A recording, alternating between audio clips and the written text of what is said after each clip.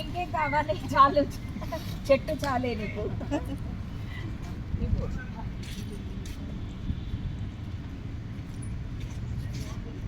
అంటే నేను కూడా పట్టుకుంటా.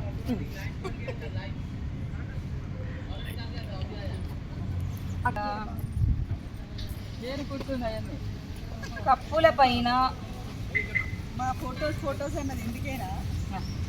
ఓ వావ్, నేను ఇంటి దగ్గర పెట్టేస్తాను. కూర్చున్నా, ఓకేనా? నిలబడినా. ఉండండి. అరే అందరు బయట పెట్టారు. ఓకే, ఇదొక్కటి ఫోకస్ చేయండి. అట్లనే వీడియో తీయండి. ఇట్లా తిప్పుతా. అట్లనే తీయండి. పట్టుకో, నేను వదిలేస్తా. Right, okay. Very bad handling.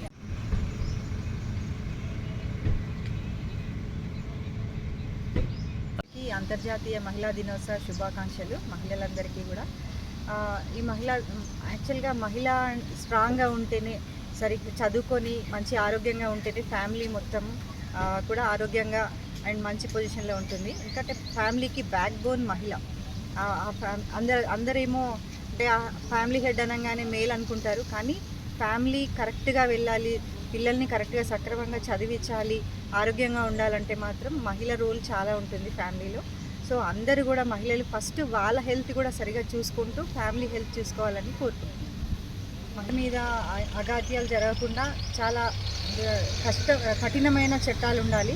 వాటిని కరెక్ట్గా కూడా అమలు పరచాలి కూడా, ఆ చట్టాలని కూడా. అవి నిర్వీర్యం కాకుండా చూసుకోవాలి.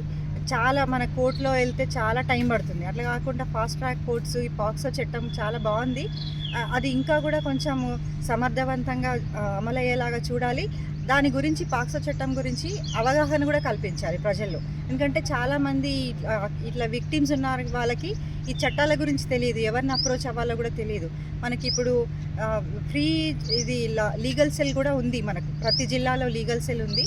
దాని గురించి ఎక్కువ అవగాహన కల్పిస్తే ఎవరైనా విక్టిమ్స్ ఉంటే అందరికీ చెప్పుకోలేరు ఇలాంటి ఇబ్బందులు. డైరెక్ట్గా లీగల్ సెల్ వాళ్ళకి వెళ్ళి చెప్పేస్తే వాళ్ళు మనకు న్యాయపరమైన గైడెన్స్ మనకి ఇస్తారు. దాని గురించి ఇంకా ఎక్కువ అవగాహన కల్పించాలి. శుభాకాంక్షలు అండి. ఒక మహిళగా పుట్టడం చాలా అదృష్టంగా భావిస్తున్నాము. అందరూ అదృష్టంగానే భావించాలి. Because we are backbone. Madam చెప్పినట్టుగా బ్యాక్ బోనే కాకుండా we bank for all the emotions. So ఒక ఇంటిని సక్రమంగా నడిపించాలన్నా, ఒక ఫినాన్సెస్ మెయింటైన్ చేయాలన్నా, మల్టీ టాస్కింగ్ చేయాలన్నా ఉమెన్కే సాధ్యమవుతుంది. మెన్కి కాదు అని కాదు, కాకపోతే దానికంటే ఖచ్చితంగా ఉమెన్కి ఎక్కువ సాధ్యమవుతుంది. సో ఇంకా మిగతావి అంటే అణిచివేస్తున్నారు ఇవన్నీ అని అంటే ఇప్పుడు ఫాక్సో చట్టాలు అవి ఇవి అన్నారు కదండి, కొంతమంది మిస్యూజ్ కూడా చేస్తున్నారు. దయచేసి అట్లాంటివి మాత్రం చేయమాకండి. ఎట్లాగో మనకి అంత ఫేవర్గా ఉంది కదా అని చెప్పేసి కొంతమంది మేల్స్ కూడా విక్టిమ్ అయిపోతున్నారు వాటికి. సో మనకి ఇచ్చినటువంటి స్వాతంత్రాన్ని మనం మిస్యూజ్ చేయకుండా ఇంటిని బయట రెండు కనుక చక్కదిద్దుకుంటే ఖచ్చితంగా మహిళ ఎప్పుడైనా అభివృద్ధి పదంలో నడుస్తుంది. So I wish all the women very happy women's day.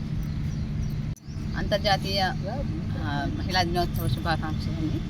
ఇక్కడ మనకి మహిళ అనగానే ఫస్ట్ ఏంటి అమ్మ స్థానంలో మనం గౌరవిస్తాము. అమ్మలందరూ కూడా ఫస్ట్ సంస్కారవంతంగా ఉంటే పిల్లలందరూ కూడా సంస్కారవంతంగా పెరుగుతారని నా ఉద్దేశం. ఫస్ట్ నేర్పించాల్సింది మగపిల్లలకి, సంస్కారం అనేది మగపిల్లలకి నేర్పించాలి. ఎందుకంటే అఘాయిత్యాలు అవన్నీ కూడా మగవాళ్ళు ఆడవాళ్ళ మీద చేస్తారు, కానీ ఆడవాళ్ళు మగవాళ్ళ మీద చేయరు. సో ఫస్ట్ ఆ మగపిల్లల్ని ఫస్ట్ సంస్కారవంతంగా నేర్పించాలి, వాళ్ళ విలువలు నేర్పాలి.